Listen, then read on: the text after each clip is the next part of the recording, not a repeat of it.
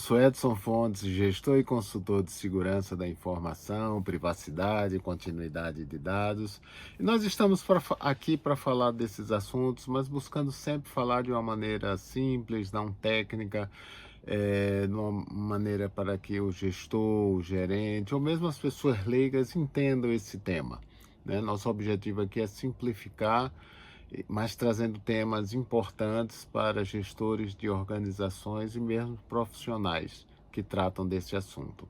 Hoje nós vamos falar sobre responsabilidades básicas em termos da proteção de dados pessoais, né?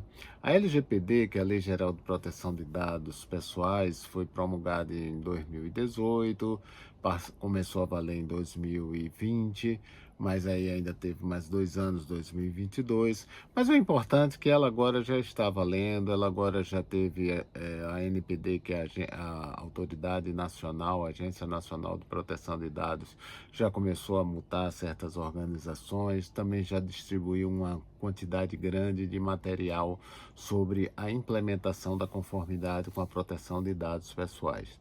E uma questão que às vezes surge muito assim é a mistura, né, a complexidade, e aí termina havendo um pouco de confusão das responsabilidades básicas em relação à proteção de dados pessoais. Evidentemente, o que eu vou falar aqui, eu vou falar das funções de uma maneira estruturada, de uma maneira separada.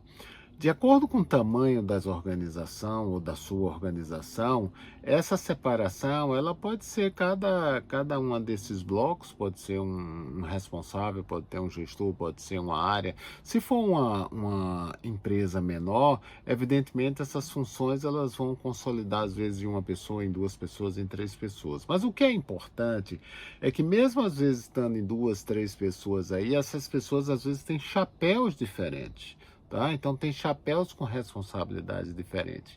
E na medida que a empresa cresce, esse chapéu deve ir para cada uma das pessoas. Então, começando pelo corpo diretivo, né? Então, o corpo diretivo, né, que seria os CEOs, o conselho de administração, os diretores, os gestores, a responsabilidade dele nesse processo é o patrocínio e o apoio contínuo, né?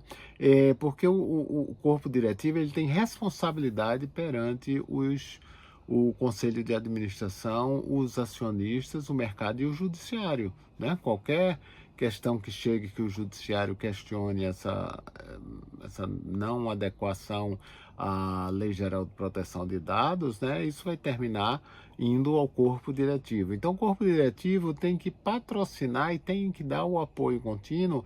Quando eu falo do apoio, não é somente um apoio financeiro, é o apoio, inclusive, de validação das ações que devem ser trazidas para esse corpo diretivo.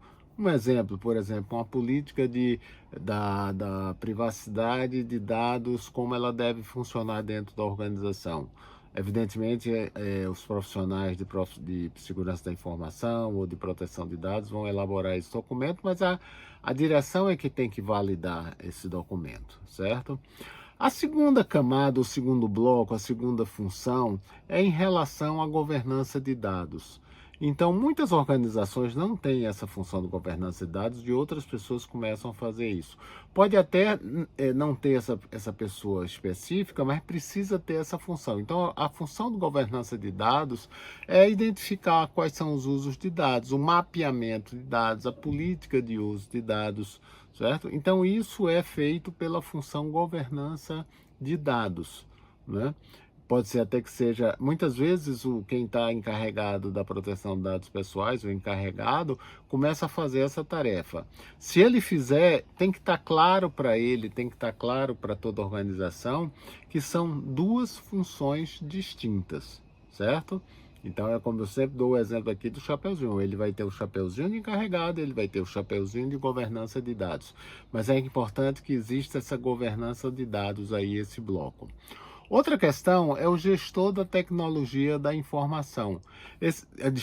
Gestor da tecnologia da informação, que vai ser responsável pela proteção cibernética né, que vai ser necessária para a proteção dos dados pessoais. E também ele vai ser responsável por a questão de desenvolvimento seguro em relação a dados pessoais aí. E outras técnicas, como por exemplo a criptografia. A própria LGPD fala que em determinadas situações, se você quiser proteger seus dados pessoais, você pode utilizar a criptografia. Então, quem tem que entender a criptografia, quem tem que definir qual é o melhor meio de criptografar, guarda de chaves, essa coisa toda, é o gestor de tecnologia da informação, tá? Outra função, outra camada é do gestor de negócios. O gestor de negócios é que é responsável pela definição da coleta de dados, né? E pela geração dessa coleta de dados pessoais. Então, o negócio é que vai definir quais são os dados que vão ser coletados. É muito importante que o gestor de negócio entenda que quando ele for coletar, quando ele for captar esses dados pessoais, esses dados eles têm que seguir algumas regras da LGPD, como por exemplo, eles só devem ser coletados minimamente. O que é que significa isso? Eu só vou coletar aqueles dados que eu preciso para tratar aquele negócio, para gerar aquele negócio, né? Então, por exemplo, se eu preciso apenas de uma comunicação, vamos supor que eu vou mandar um e-mail, uma newsletter para esse possível cliente ou alguém que entrou em contato no site da organização. Eu vou precisar do nome, eu vou precisar eventualmente do e-mail, posso saber da região que ele está do Brasil ou no mundo aí, mas tem dados que não necessariamente eu vou precisar coletar, né? Por exemplo, não preciso saber a data de nascimento dessa pessoa, eu posso até saber a faixa etária para eu saber com quem eu estou lidando, né? Então a área de negócio tem que definir essa coleta da informação aí. A questão do gestor jurídico, a outra camada, o outro bloco, o gestor jurídico, né, a área jurídica, aí é que ele é responsável pela definição da base legal da relação dessa empresa com o judiciário e da revisão dos contratos e outros documentos relacionados a clientes, relacionados a fornecedores, tá? Quando a gente fala de base legal, em outro vídeo eu já falei sobre LGPD, somente lembrando que a LGPD ela tem 10 bases legais, quer dizer, significa quando você utiliza, ou quando a organização utiliza um dado pessoal, ele tem que estar respaldado, ele tem que estar permitido por uma dessas bases legais. Por exemplo, a mais famosa é a que você dá a licença, você dá autorização para uso, mas pode ser uma base legal por uma questão de uma legislação. Por exemplo, você precisa entregar numa nota fiscal dados daquela pessoa para a Receita Estadual, para a Receita Federal. Então existem várias situações, né, que permitem legalmente que a organização trate os dados pessoais. Então todo dado pessoal deve estar amarrado, deve estar relacionado a uma base legal, tá? Outra questão aí é o encarregado. Esse é o mais famoso, digamos assim, né? Às vezes chamado por DPO, porque na legislação europeia se chama o DPO, Data Protection Officer, embora o GDPR, que é a legislação europeia, ela é mais detalhada, mais complexa, a gente pode até dizer, e mais completa em termos de controles da proteção de dados pessoais. No nosso caso, o encarregado, a lei LGPD, ela é mais simples, tá? Mas das funções que o encarregado tem que fazer é gerar, por exemplo, relatórios de impacto da proteção de dados pessoais, quer dizer, se a organização está usando um dado pessoal ou tipos de dados pessoais que tem base legal, mas espera aí, a legislação exige que seja feito um relatório de impacto. Quer dizer, esses dados coletados aí, se eles forem perdidos, ou quão sensíveis ou quão importantes eles são, né, em termos de um eventual problema. Então, um exemplo bem simples, se eu tenho um cadastro de clientes, onde eu tenho apenas, mesmo que seja um CPF, um e-mail e um nome, se por acaso esse cadastro cair nas mãos de um criminoso, ele tem um impacto, mas ele é um impacto menor do que se for um cadastro com dados médicos, com dados de saúde, certo? Então esse relatório ele deve ser feito para cada tipo de dado pessoal tratado pela organização. O encarregado também ele é responsável pelo relacionamento com a ANPD, né, a Agência Nacional de Proteção de Dados Pessoais. Então, seja para registrar eventuais problemas que aconteceram, vazamento de dados, incidentes com dados pessoais, a organização é obrigada a comunicar, então é através do encarregado, seja também em função da ANPD solicitar receber uma reclamação e solicitar alguma evidência de que a empresa está tratando o dado pessoal da maneira adequada.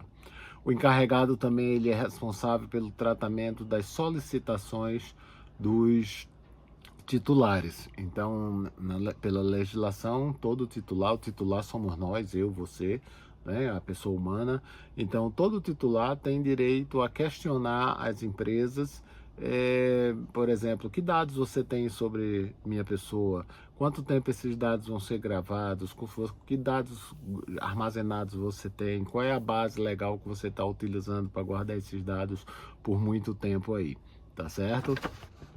E outra coisa muito importante do encarregado, ele é responsável por garantir que exista treinamento, quer dizer, exista a conscientização, né, da legislação, da necessidade da conformidade com dados pessoais, e que é necessário ter um treinamento, e mais do que o treinamento, né, mais do que a conscientização, que o encarregado consiga possibilitar a internalização desses conceitos nos colaboradores da organização aí, tá?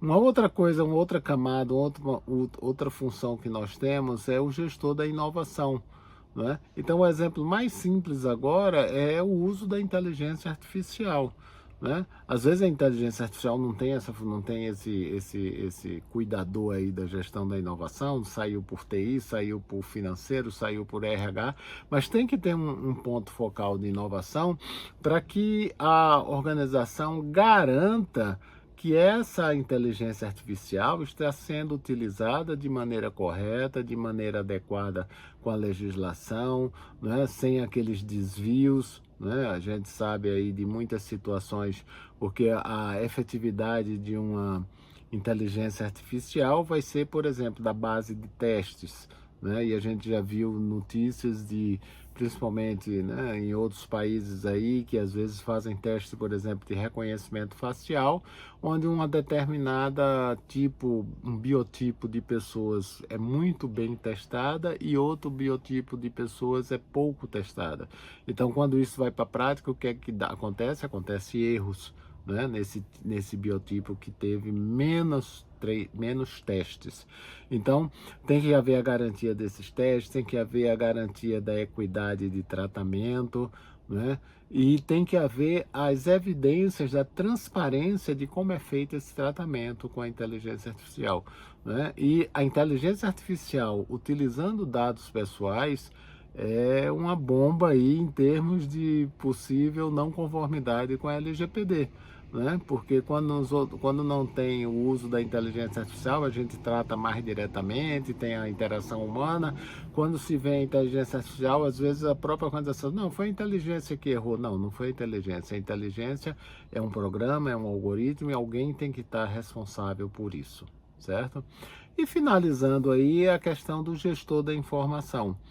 Gestor de segurança da informação, desculpem. O gestor de segurança da informação, ele é responsável para prover todos os tipos de controle necessários para que a organização proteja adequadamente os seus dados pessoais.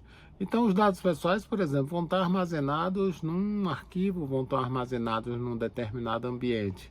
Alguém vai acessar esse acesso tem que ser registrado, essa pessoa que acessar tem que ser autorizada, esse acesso tem que ser efetivo, então tem que, às vezes, não é somente a senha, pode ser biometria, pode ser geolocalização, pode ser comportamento, pode ser duplo fator de autenticação. Então a gestão da segurança, o gestor de segurança vai se preocupar com tudo isso. Um outro elemento forte, por exemplo, a LGPD diz, olha, os dados pessoais só devem permanecer na empresa durante o tempo necessário para a utilização dele, para aquele serviço, para que ele foi coletado. Então significa cópias de backup. Então, enquanto ele existe, você pode ter cópias de backup.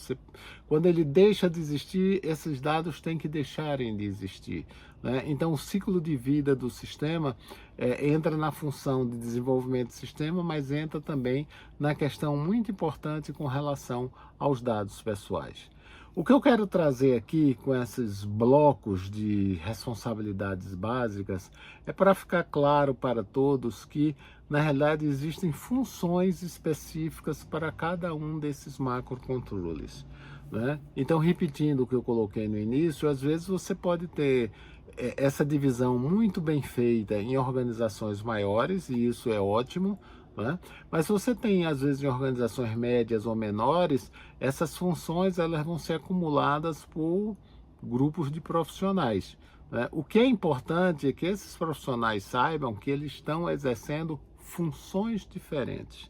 Para a gente não confundir que um encarregado de dados comece a fazer a governança de dados, mapeamento de dados como encarregado de dados. Não, o encarregado de dados não tem que fazer mapeamento de dados. Quem faz mapeamento de dados é a área de governança. Edson, a gente não tem essas pessoas. Tá bom. Então, essa pessoa aqui, ela vai exercer duas funções. A função de encarregado e a função de governança de dados, da mesma forma como gestor de segurança da informação. Então, de uma maneira simples, eu quero transmitir que é necessário que haja essa definição e essa divisão das responsabilidades para a proteção de dados e a privacidade de dados pessoais.